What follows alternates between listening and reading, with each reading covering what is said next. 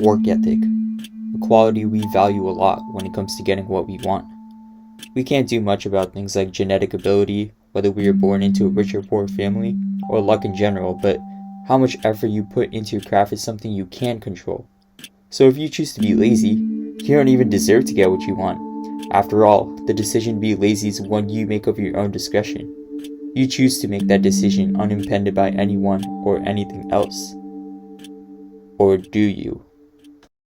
Let's really break down why one person would make the decision to work hard while the others slack off in a hypothetical scenario. To trace back the fundamental reason as to why these individuals made the decisions they did, let's make a chart. I call this chart the fundamental cause chart. First, let's look at the direct cause of these decisions.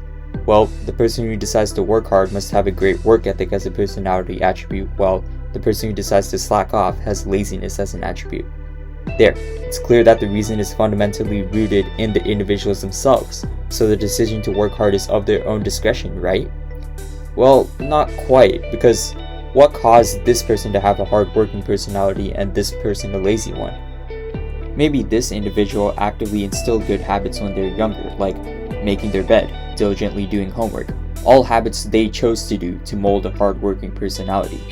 Meanwhile, this individual didn't try to make great habits when they're younger, and that resulted in them forming a poor work ethic. Still their fault. Wait, but then what caused that? At this point, we can probably trace it back to the parents. This individual had parents that actively tried to make him instill good habits that would mold a great work ethic, while this individual had parents that didn't really bother teaching their kids good habits. So the parents are the reason why this person decides to put in the work, and this person is lazy. The parents are at fault. But even that's not completely true, because what caused these parents to act this way? And what caused whatever caused the parents to parent the way they did? Are we ever going to find what's fundamentally responsible for the decision of these two individuals? I don't think we can. Now that I think about it, this chart can go on forever and ever and ever, because we can always ask what caused that. It's not like things in this world just come from nothingness, so there must be a cause to whatever we trace back on this chart. The fundamental cause chart can only bring us closer to the fundamental cause, but it will never actually bring us to the fundamental cause of something.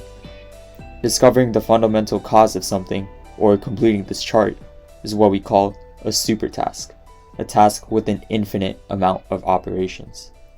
Then what's the point of this chart? Is it useless? Maybe not. This chart did actually reveal something useful. At a certain point down this chart, we come to what I like to call the line of ignorance. Now, what do I mean by that? In this example, the line of ignorance comes right before we trace the causes back to the parents. Why, you may ask?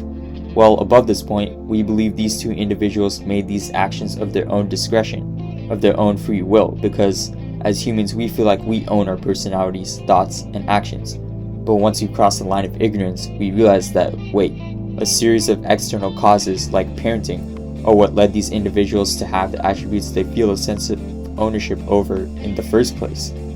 When you think about someone's decisions above the line of ignorance, you feel like they are the one in control of their mind and body and are ignorant of the external causes that cause them to be who they are. When you cross the line, you lose that ignorant state and realize that everything they do is the product of causes that trace back endlessly. You may say, this is just one example. That doesn't mean none of our actions are of our own discretion, right? But you have to remember that the fundamental cause chart goes on infinitely, so no matter what, eventually you have to get to the point where external causes led you to make whichever decision it is you are analyzing. After all, it's not like you were the start of the universe. External causes came before you, otherwise you would never have come into existence. Keep in mind, the example we went over with the lazy and hardworking individual is a largely simplified model for the sake of explanation. In real life, there are a countless amount of causes on each level of this chart that we simply could never trace back. There are too many variables for us to process in this world, but regardless, all of our actions, thoughts, and decisions are eventually traced past the line of ignorance to external causes. The decisions we make are not of our own discretion. Each decision we make is just the product of a series of cause and effect that only God knows the length of. So the control we feel over our thoughts, decisions, and actions is just one big illusion, due to our ignorance of the fact that we didn't create ourselves, rather, we were created by a series of cause and effect. So where could free will even exist in a world where everything is a slave to causality? No matter how far you go down the infinite fundamental cause chart, every factor you come across is a slave to the thing or things that cause that. For something to have free will, it must be free of any cause. This would mean that a truly free being's actions would have no cause, which would make its actions truly unpredictable and random. 6 and a 4? That's so random. Yes, this means dice have free will because they're random. No, that's ridiculous. The roll of a dice is not actually random. It only seems random to us because we are ignorant of all the causes that result in a dice landing on the side that it does. Sound familiar? It's the same way we are ignorant of all the external causes that lead us to every thought and decision we make. Then, what can be random? As long as there is a variable to observe, there is cause involved, whether that is the variable's own properties or the external causes it eventually traces back to along the fundamental cause chart. The only thing that can be free of causality is something with no variables whatsoever. And if we eliminate every single variable, we are left with nothingness. When I say nothingness, I mean there's literally nothing to observe, the absence of time and space itself. Let's look at our fundamental cause chart again. This isn't a real example that would happen in real life, but go along with it for the sake of making this concept more intuitive. Imagine a ball coming from nothingness. The creation of the ball is nothingness's action. So what's the first cause? Well, there isn't one, because this ball literally came from nothingness. There is no variable to have caused this event. This example of the fundamental cause chart is completed before it even starts, because nothingness really is the fundamental origin cause to the creation of this ball. It doesn't trace back to any external cause. The creation of this ball really is intrinsically random and unpredictable. We can't comprehend nothingness, the thing free of causality, because, well, there is nothing to observe in nothingness. We can only comprehend something if there is something to comprehend, and if there's something, we are just looking at one more thing that is a slave to causality. Anything you attempt to wrap your head around and comprehend will be bounded by the laws of cause and effect, hence why nothingness is the only thing that could have free will. Free will is a power outside of this world that only a higher being could possess. Nothingness is as close as we get to defining a higher being beyond our comprehension with free will. This higher being is the only thing that could mark the end of a fundamental cause chart. By suggesting you have free will, you are suggesting you have godlike powers, when really, you don't have any more control than a rock or a dice. However, we are better off than rocks and dice because we at least live with the perception of free will. We feel a sense of ownership over our thoughts, regardless of the fact that those thoughts are rooted in a series of external causes. When I decide to go on a run, I feel like that decision was a product of my own, rather than the product of a cause and effect that traces back God knows how long. It is that sense of ownership that gives us the illusion that we are the controller of a video game when we're really just watching a movie play out.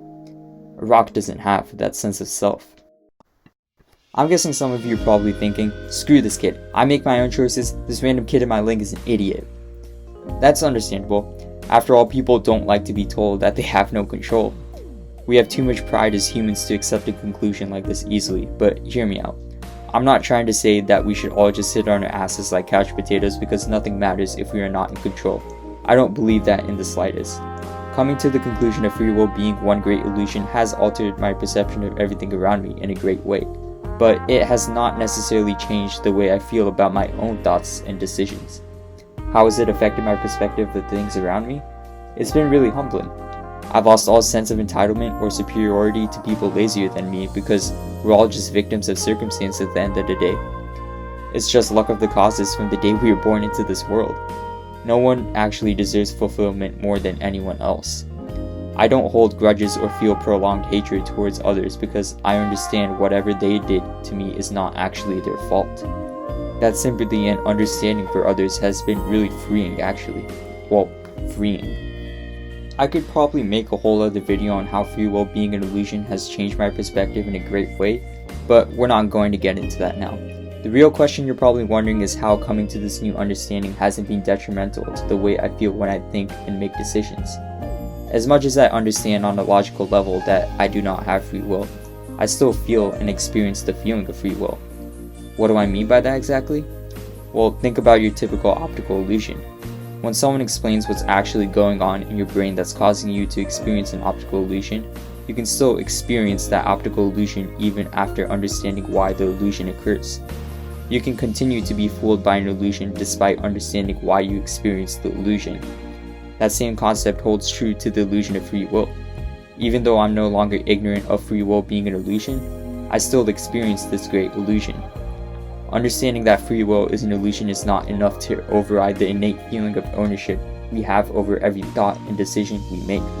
So I go on with my life, living in this illusion, yet still recognizing that the illusion is there. Yes, free will is an illusion, but it's an illusion that allows us to experience a power that only God beyond our comprehension could possibly have. As far as illusions go, you can't get something cooler than that. So if you can, let go of your ego and appreciate this illusion rather than resent it. Free will is an illusion, but it is the greatest illusion. And with that, thanks for watching.